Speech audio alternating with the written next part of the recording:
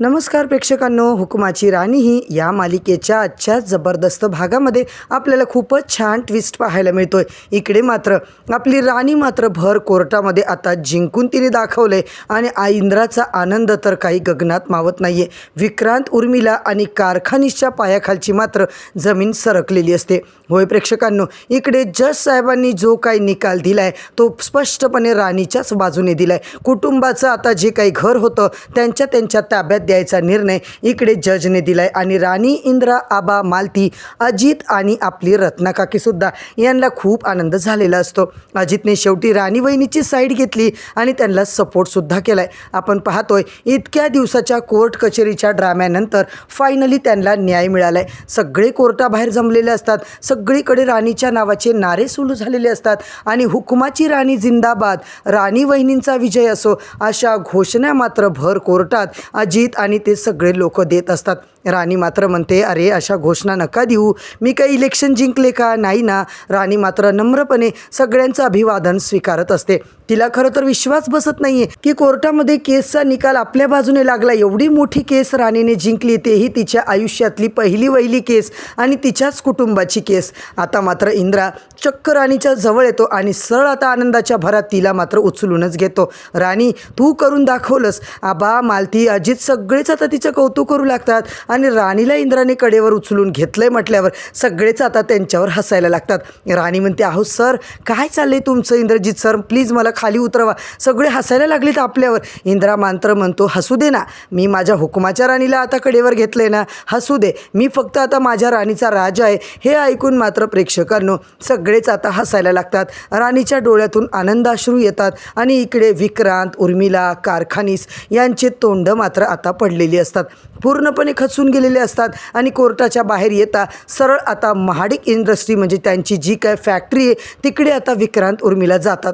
उर्मिला म्हणते, विक्रांत आता कसं रे, आता काय करायचं? पूर्ण केस आपली आपण हारलोय, घर तर आपल्या हातातून गेलंय, आता काय? विक्रांत म्हणतो, आता काय ग, घर गेलं ना, प्रतिष्ठा गेली, काय जायचं जाऊ दे। विक्रांत मात्र अजूनही हार मानत नाहीये, त्याच्या डोळ्यामध्ये इतका काही आग असती ना। आता मात्र तो म्हणतोय, बघ उर्मिला, आत्ताच तुला सांगतोय अजिबात खेळ वगैरे काही संपलेला नाहीये। अगं घर गेलं तर काय झालं, अजूनही आपल्या हातामध्ये फॅक्टरी आहे ना, सगळी इंडस्ट्री माझ्या नावाने आहे। उर्मिला मात्र म्हणते, अरे कसं शक्य आहे? आता राणी काय सोडणार आहे का? घरासाठी तिने आपली पूर्ण नाचक्की केली ना, तसं आता फॅक्टरीसाठी सुद्धा ती काही ना काही करेलच ना रे। तुला कसं काय असं वाटतं, मला तेच कळत नाही आहे। एवढा कुठला कॉन्फिडन्स आहे तुला? विक्रांत म्हणतो, हे बघ, त्याच्यासाठी मी सगळी तयारी आधीच करून ठेवली आहे। उर्मिलाला नवलच वाटतं, ती म्हणते, तयारी? कसली तयारी? विक्रांत म्हणतो, हे बघ, महाडिक इंडस्ट्रीचे जे काही सगळे पुरावे आहेत ते आधीच एका विश्वासू माणसाकडे मी सोपवलेले आहेत। कितीही हुशार आता राणी असली ना, ते पुरावे तिच्या हाताला अजिबात मरेपर्यंत लागणार नाहीये।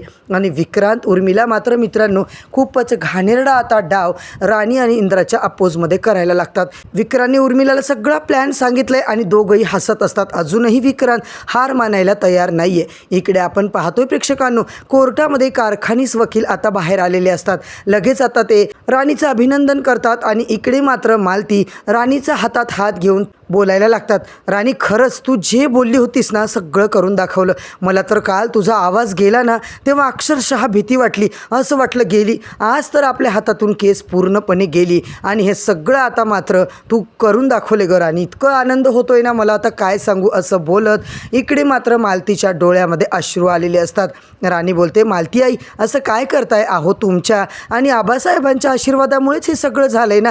तेव्हा मात्र प्रेक्षकांनो आता इंद्राने राणीला खांद्यावर उचललेलं असतं। आबा आता ते पाहून सगळं पाहून इतकं कौतुकाने बघतात आणि महाडिकांचं घर, फायनली त्यांचं जे घर असतं त्या घरातून त्यांना इन्सल्ट करून, अपमानित करून बाहेर काढण्यात आलेलं असतं। तिकडे मात्र आबा म्हणतात, राणी, आज तू आमचं स्वप्न पूर्ण केलंय बाळा, आमचा सन्मान परत मिळवलास, आमच्या अपमानाचा बदला घेतलास आणि इकडे मात्र आपलं सगळं कुटुंब खऱ्या अर्थाने आज जिंकलंय। तेव्हा इंद्रा म्हणतो, थांबा, आत्ताच कुणी घरात जायचं नाही आबा, आत्ता तर मज्जा येणार आहे। सगळे आता म्हणतात, काय झालं? मालती म्हणते, काय रे इंद्रा, काय चाललंय तुझं? इंद्रा म्हणतो, आता राणीकडे पाहतो, आज माझ्या हुकुमाच्या राणीचा लक्ष्मीचा गृहप्रवेश आहे ना। आता मात्र सगळे म्हणतात, हो। मालती आई तर प्रेक्षकांनो आता ती इतकी खुश असते ना, आज मात्र राणीला मी स्वतःच्या हाताने इकडे लक्ष्मी म्हणून स्वीकारणारे, स्वतःच्या हाताने तिची आरती करणारे। मालती आता तयार असते. रत्नाकाकी देखील आता आनंदाने पुढे येतात. सगळं पुढं होऊन करत असतात, औक्षवण करतात